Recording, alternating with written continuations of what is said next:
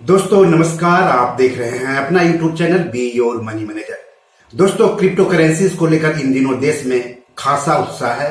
निवेश को खास करके युवा निवेशक जो कि कॉलेज जाते हैं उनमें इसके प्रति दीवानगी देखी जा रही है, लेकिन टैक्स प्रावधान को लेकर के खासी नाराजगी है, हर वर्ग में नाराजगी है।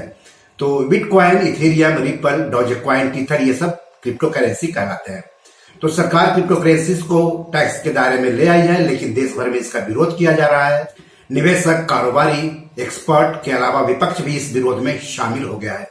तो क्रिप्टो करेंसीज पर टैक्स व्यवस्था क्या है, कितना टैक्स देना होगा, कब से टैक्स देना होगा, और बीजेपी और विपक्ष का टैक्स को लेकर के क्या कहना है, ये सब हम आपको इस एपिसोड में आगे बताएंगे। लेकिन सबसे पहले मैं आप सबसे गुजारिश करता हूं कि अगर अभी तक आपने इस यूट्यूब चैनल को सब्सक्राइब नहीं किया है तो जल्दी से कर ले। साथ ही साथ अपने दोस्तों, रिश्तेदारों, जान पहचान वालों को भी इस यूट्यूब चैनल को शेयर करने के लिए कहें, सब्सक्राइब करने के लिए कहें, सवाल पूछने के लिए कहें, खास करके पैसों से जुड़े हुए सवाल, क्योंकि पैसों से जुड़े हुए हर सवाल के जवाब आपको यहां मिल जाएंगे।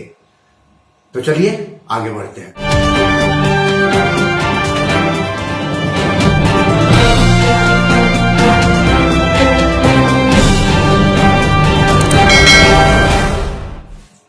तो क्रिप्टो करेंसीज निवेशकों और कारोबारियों को इस बजट से काफी उम्मीद थी, टैक्स प्रोविजन में राहत मिलने की उम्मीद थी, लेकिन ऐसा नहीं हुआ। सरकार ने कोई भी राहत नहीं दी। तो क्या है टैक्स प्रोविजन और आपको कितना टैक्स देना होगा, ये सब जान लीजिए पहले।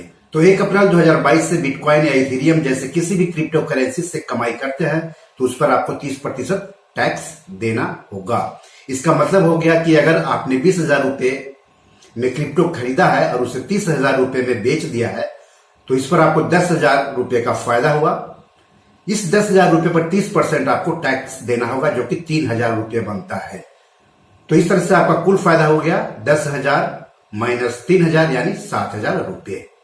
हालांकि आप जब तक उस क्रिप्टो को नहीं बेचेंगे और उस पर मुनाफा नहीं कमाएंगे तब तक आपको टैक्स देने की जरूरत नहीं है। साल भर कोई व्यक्ति कई बार क्रिप्टो की खरीद बिक्री करता है, लेकिन अगर उसे नफा के बदले नुकसान होता है तो कोई टैक्स देने की जरूरत नहीं होगी। आपको बता दूं कि क्रिप्टो करेंसी के विपरीत स्टॉक ट्रेडिंग पर टैक्स रेट 0 से लेकर के 15% तक होगा। 15% टैक्स तब लगेगा जब शॉर्ट टर्म कैपिटल गेन का टैक्स भरा जाएगा। उसी तरह से म्यूचुअल फंड हो गया या रियल एस्टेट हो गया या सोना चांदी हो गया, उस पर भी कैपिटल गेन्स टैक्स देना होता है मुनाफा कमाने पर। लेकिन 30% जो क्रिप्टो करेंसी पर टैक्स लिया जा रहा है वो काफी अधिक है, और जो निवेशक हैं क्रिप्टो करेंसीज के और कारोबारी हैं वो इस टैक्स को कम करने की मांग कर रहे थे। सरकार ने क्रिप्टो करेंसीज पर टीडीएस का भी नया नियम बनाया है। क्रिप्टो करेंसीज का ट्रांजैक्शन करने पर 1% टीडीएस काटा जाएगा। यह टीडीएस क्रिप्टो एक्सचेंज वाले पहले ही काट लेंगे। इसका नियम है कि क्रिप्टो बेचने या खरीदने पर आपको घाटा हो या नफा 1% टीडीएस जरूर काटा जाएगा। मान लें आपने 40,000 रुपए में बिटकॉइन खरीदा है और उसे 40,000 रुपए में ही बेच रहे हैं। 1% टीडीएस काटने के बाद आपके हाथ में 39,600 रुपए ही आएंगे। अगर आप इसी पैसे से इथेरियम या एनएफटी खरीद रहे हैं और बाद में उसे बिना किसी मुनाफे के बेच रहे हैं तो 1% टीडीएस और कटेगा। आपको 39,204 रुपये ही मिलेंगे। और टीडीएस का ये नियम 1 जुलाई 2022 से लागू होने जा रहा है। तो जो क्रिप्टो करेंसी के निवेशक है या कारोबारी है वो या तो टीडीएस को हटाने की मांग कर रहे हैं या फिर टीडीएस की दर को घटा करके काफी कम 0.01 या 0.001% करने की मांग कर रहे हैं। लेकिन सरकार ने उनकी मांग को अनसुना कर दिया है और 1 जुलाई 2022 से टीडीएस देना होगा जो क्रिप्टो करेंसीज के निवेशक हैं, कारोबारी हैं उनको। साथ ही सरकार ने साफ कर दिया है कि टैक्स और टीडीएस का अर्थ यह न समझा जाए कि क्रिप्टो करेंसी के लेन देन को वैध दर्जा यानी कानूनी दर्जा मिल गया है। एक बात और मैं आपको बता दूं कि इस पर आपको कोई डिडक्शन का फायदा नहीं मिलेगा, जैसे कि इनकम टैक्स के मामले में होता है कि अगर आपको देनदारी कम करनी है इनकम टैक्स तो आप कुछ निवेश साधनों में पैसे लगा करके उस देनदारी को कम कर सकते हैं। चलिए अब बात कर लेते हैं कि संसद में क्रिप्टो करेंसीज पर टैक्स प्रावधान को लेकर के सांसदों ने क्या क्या कहा है। पूरी दुनिया में जो सिचुएशन पैदा हुआ कि आज जो है यदि आपको करप्शन करना, किसी को यदि पैसा देना है घूस का तो वो क्रिप्टो में जा रहा है, किसी को ड्रग्स खरीदना है वो क्रिप्टो में जा रहा है, और पूरी दुनिया इससे परेशान है। और पूरी दुनिया इसीलिए परेशान है कि जो करेंसी है हमारी उस करेंसी में हमको पता है कि कितना करेंसी छपा, इस देश में कितनी करेंसी है, उस करेंसी का कितना उपयोग होगा, कितना उसका इंपोर्ट बिल है, कितना उसका एक्सपोर्ट बिल है, और इसको सेंट्रल बैंक पूरी दुनिया में रेगुलेट करती है। लेकिन ये जो क्रिप्टो है, इस क्रिप्टो का कौन मालिक है, ये आज तक यही पता नहीं चला। अलग अलग एक्सचेंज बन गए हैं, अलग अलग चीजें बन गई हैं, और भारत सरकार और पूरी की पूरी जो चाहे आरबीआई हो, चाहे इनकम टैक्स हो, सभी इसके लिए चिंतित है कि ये इस तरह के पैसे जो है कैसे आ गए। तो क्रिप्टो करेंसी के लिए सबसे पहला भारत सरकार को यह था कि आज के लोगों को, आज के जो बच्चे हैं सर, हमारे पॉकेट में यदि कैश 10-20 हजार नहीं हो तो मैं तो अपने गाड़ी में नहीं बैठता सर, मैं तो पैदल टहलने भी नहीं जाता। लेकिन मेरे बेटे के पास यदि 5,000 भी रुपया होगा, आज का जो जमाना बदला है, उसको लगता है कि एक बोझ हो गया। लोग जो है कार्ड की तरफ बढ़ रहे हैं, लोग जो है डिजिटल करेंसी की तरफ बढ़ रहे हैं। तो भारत सरकार ने इस बजट में जो सबसे बढ़िया काम किया कि वो आरबीआई को जो है डिजिटल करेंसी की तरफ आगे बढ़ाया। Well about crypto and I agree with him. आपकी सरकार जो क्रिप्टो के बारे में, जो आपके आरबीआई गवर्नर पहले के बीच पे everybody's view Meghwal ji is कि क्रिप्टो इस देश के लिए अच्छा नहीं है। अगर अच्छा नहीं है तो आप बैन क्यों नहीं कर रहे?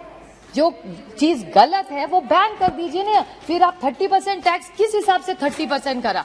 जब तंबाकू पर हम बैन लगाते हैं जो सबके लिए खराब है, तो लगा तो 100% नहीं 500 उस पर टैक्स लगा तो सिगरेट गुटखा सिप पे।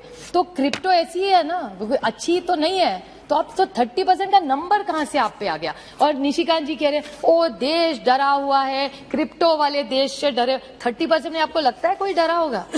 कोई नहीं डरा होगा। डार्क नेट में सब चल रहा है, तो उस पर रोक डालिए आप। How are you going to define crypto? Is it an asset? Is it a currency? Is it something that can be speculative? We are waiting for the legislation and for the clarity to come. And why it is important for the clarity to come sooner rather than later? Because so many people in India are in trading in cryptocurrencies. So many exchanges have been set up. And so normally when there is an IT technology-based change that takes place, we welcome it. And Indians are the first to welcome. Indians are the first to adopt it and innovate it and put an Indian context to it. And therefore, already there are record volumes of crypto-based transactions. Already a lot of young IT engineers are involved in this. But the government, while in putting a 30% tax, while they're coming out with further and further clarifications that it can't be offset, the losses cannot be offset. But I appeal to the government to have two approaches in mind. One approach should be that if you want to treat crypto as a sin and you want to have a high tax on it and you want to eventually ban it, then be specific and have that. But bear in mind that a lot of people would indulge in crypto and indulge in these operations in the dark net, and all of these operations will go underground. You are supporting cryptocurrency? No, I'm saying I'm asking the government to be clear, to have a clear approach. Clarity. Have clarity. Okay. And I'm asking for a policy to come out sooner rather than later. And secondly, I'm asking, sir, at the same time, I hope the government doesn't change its mind. Because there are parts of this world, I'm just outlining the complexity of the issue. Because there are parts of the world, there are even countries which are adopted crypto as officially. Different countries have come out with regulations. Japan has one set of regulations. America has another set of regulations. So the government needs to have two approaches. What does a 1% TDS? What does a 1% TDS do to the blockchain, to the business of the blockchain? It is critical to understand that what the finance minister has done by introducing this 1% TDS on the blockchain industry, it is going to hamper the way this business is done, sir.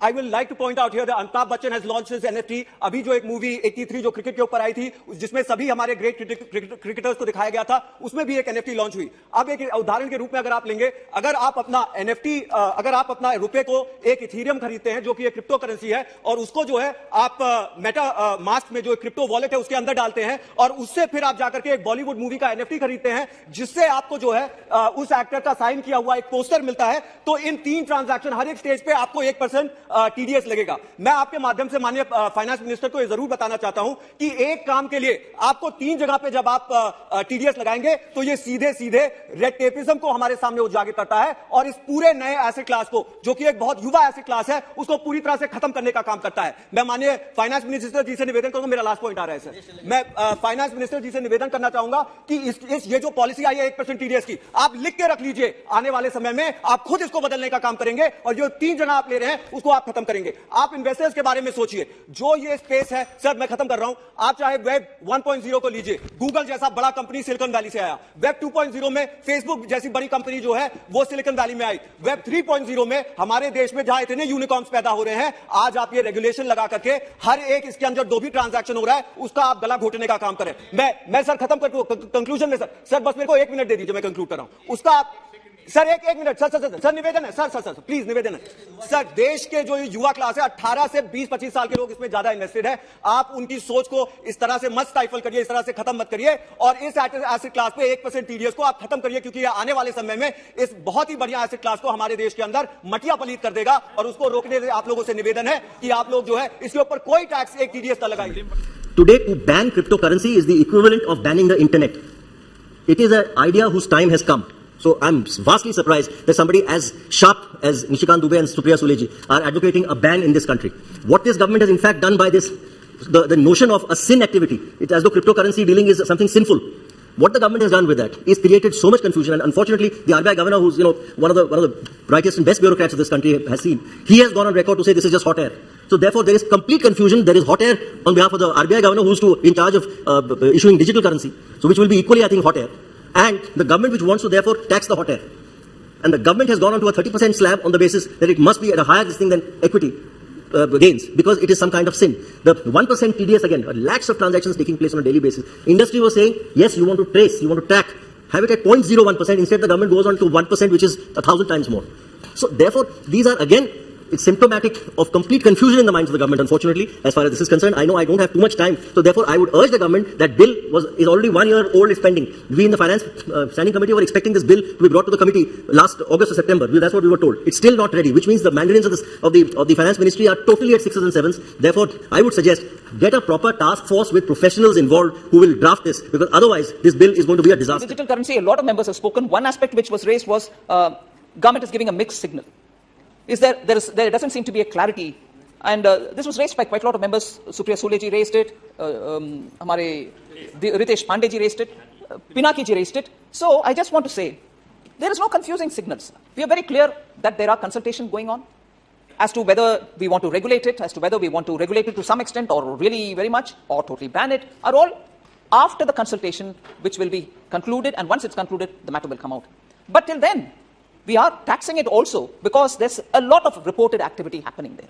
A lot of transactions are happening, and from the way the concerns being expressed by several members, there is definitely a commonplace knowledge that a lot of exchanges are happening, people are putting money, people are taking money, people are creating assets, and the assets are being sold and bought. So obviously government made its position clear, saying we shall tax the money being generated out of it, and that is why we have come out with the proposal to tax at 30%. And also the TDS has been brought in. Like always, TDS is more for tracking. It's not an additional tax, it's not a new tax, it is a tax which is going to help people to track it, but at the same time, for the payer, for the person who's paid the 1% TDS, he can always reconcile it with the total tax that he has to pay to the government. Minus it if he's paid more, or add it if he has to pay additionally. So there is no new taxation because of the TDS, but the TDS principle has always been same, and that probably is also one of the reasons why the tax base has widened. Not here on the digital, but in general, the tax base has been widening, where we had only about 5 point something earlier to start with in 2014. We are now touching 9.1 crore people, and that is because we are able to find a money trail of people who seem to be spending money, who file assessments sometimes, but who don't pay even if they are expected to pay. So TDS is always one legitimate way through which we are tracking the transactions, and therefore being helpful to widen the base. तो इस तरह से crypto currency को tax के दायरे में सरकार ले तो आई है, लेकिन अभी तक सरकार ने यह साफ नहीं किया है कि क्रिप्टो करेंसी कानूनी है या फिर गैर कानूनी। हाल ही में सुप्रीम कोर्ट ने भी एक मामले की सुनवाई करते हुए सरकार से पूछा था कि क्रिप्टो करेंसी कानूनी है या गैर कानूनी। कुछ साल पहले देश के केंद्रीय बैंक भारतीय रिजर्व बैंक यानी आरबीआई ने क्रिप्टो करेंसी को गैर कानूनी बताते हुए इसके लेन देन पर रोक लगाने के निर्देश बैंकों को दिए थे, लेकिन सुप्रीम कोर्ट ने आरबीआई के इस निर्देश को गैर कानूनी बताते हुए इस रोक को हटाने का निर्देश दिया था। इस सब के बाद केंद्र सरकार ने क्रिप्टो करेंसी को टैक्स के दायरे में ले आई है। सरकार ने यह भी साफ साफ नहीं किया है कि क्रिप्टो करेंसी को क्या माना जाए, सोना, चांदी, तांबा, स्टील, निकल की तरह कमोडिटी या फिर डॉलर, रुपये की तरह करेंसी। इसके अलावा क्रिप्टो करेंसी का अभी तक कोई रेगुलेटर भी नहीं है। कह सकते हैं कि क्रिप्टो करेंसी को लेकर सरकार को अभी काफी होमवर्क करना है। तो बी और मनी मैनेजर में आज इतना ही। धन्यवाद, नमस्कार।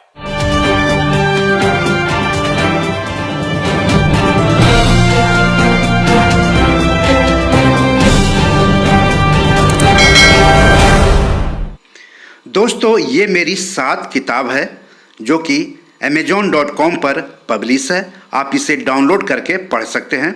इन किताबों के लिंक्स इस वीडियो के डिस्क्रिप्शन में दिए हुए हैं। इन 7 किताबों में से 5 किताब मनी मैनेजमेंट पर है, यानी पैसा निवेश करके अधिक पैसा कैसे कमाएं पर आधारित है।